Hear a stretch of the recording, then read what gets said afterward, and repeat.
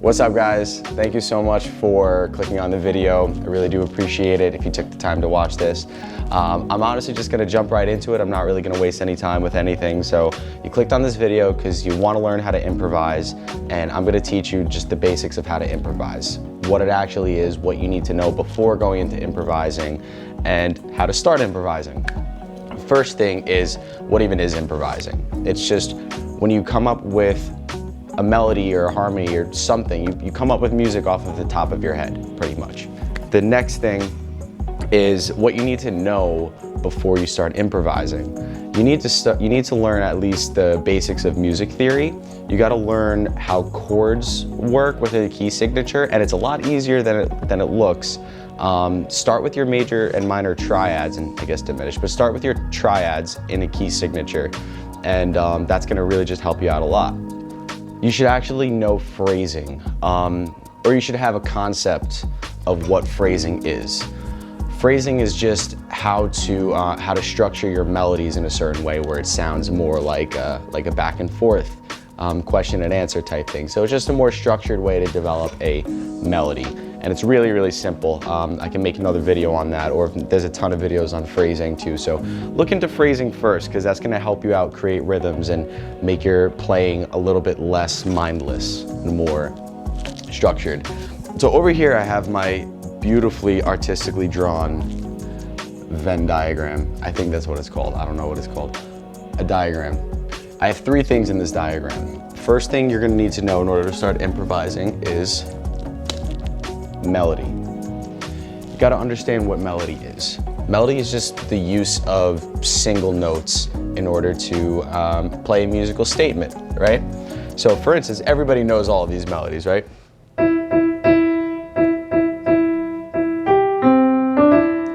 That's a melody. Another melody is. Okay? Simple melodies, but everybody knows them, right? So a melody is just the use of one note in order to portray some type of, musical statement or sentence. Next one up, harmony. Harmony is when you just play more than one note at the same time. People think harmony, doesn't that always have to sound good? No, not necessarily. The technical definition of a harmony is playing more than one note at the same time. They are harmonizing with each other. Some notes, just like personalities, are gonna rub with each other, and that's okay. You just gotta experiment with the keyboard and try to see like what notes sound good and what notes don't sound good to your ear. So for instance, if you play C to C sharp,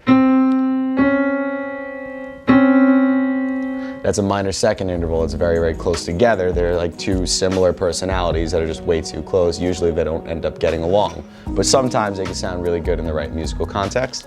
So you want to just kind of experiment going up the keyboard in these different intervals and seeing what sounds good.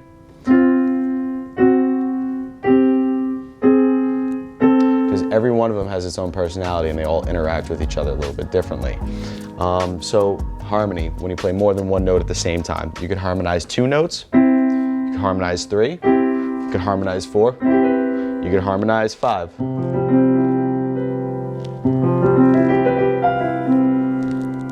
Kind of nice.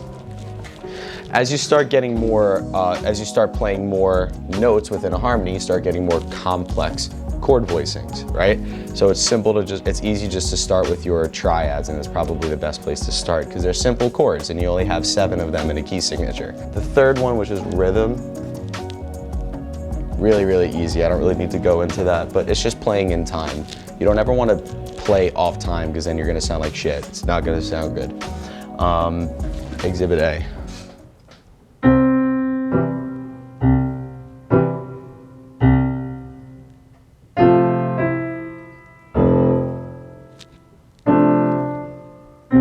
Terrible. Exhibit B, with rhythm.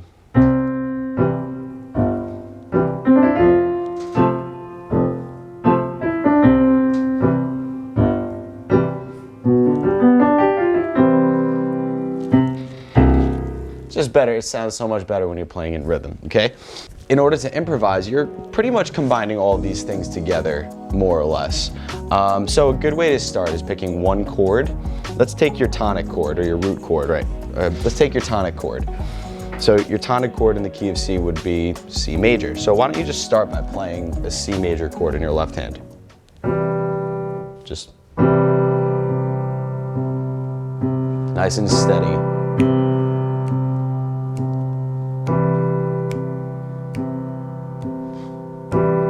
Okay.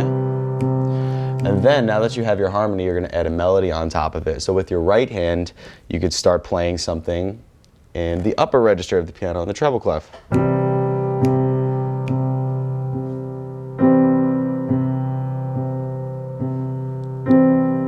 Keeping it nice and steady, nice and rhythmic the entire time. And then a good exercise to do is staying on that one chord, right? You want to just walk your way up the scale and down the scale and learn how these different notes will interact with this C major chord and see what sounds good and see what doesn't sound good. So let's do that. Let's actually, hold on one second.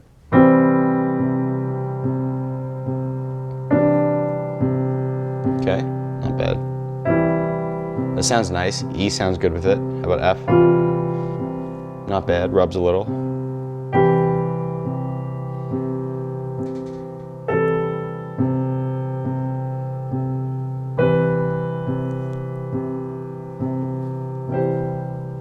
Cool. So you get an idea of what sounds good with that one chord. So let's take, for instance, if you didn't like the way the B sounded, right? For whatever reason, just stay away from it at first. Then the next step, this is where improvising starts really coming in. So with your left hand, or whatever hand it is, the real music comes in when you change the harmony underneath the melody. You can actually play pretty much an entire song just by changing the harmony.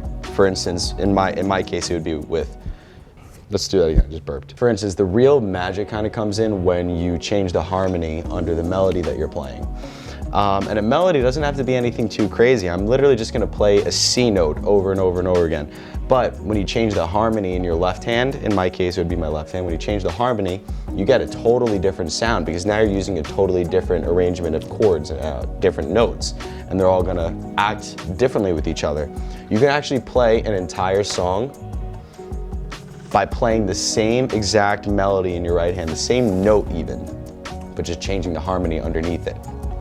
So your next goal is to play the same note over and over, but now changing the harmony underneath it. So in this case, I'm gonna go from my C major chord to my F chord. So I'm going from my 1 chord to my 4 chord in the key of C. Let's try it.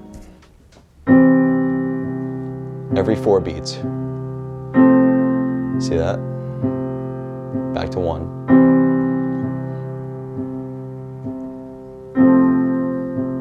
Nice, right? So you're now changing the harmony underneath it, and it sounds smooth, it sounds nice, right? So then you would experiment with all of these different chords. You can actually play, like I said, a whole song just changing the chords in your left hand. I'm gonna actually show that to you right now.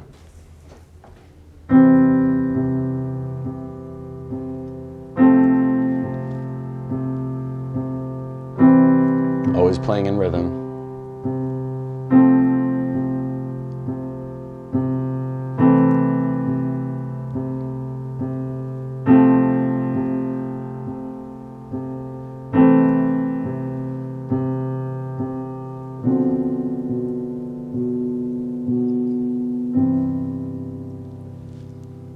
Now that you've experimented with that same melody but changing the harmony, and then you've experimented with the same harmony but changing the melody, now you could start experimenting with both of them. So come up with a melody and start changing the notes a little bit, and then see what harmony sounds good underneath it.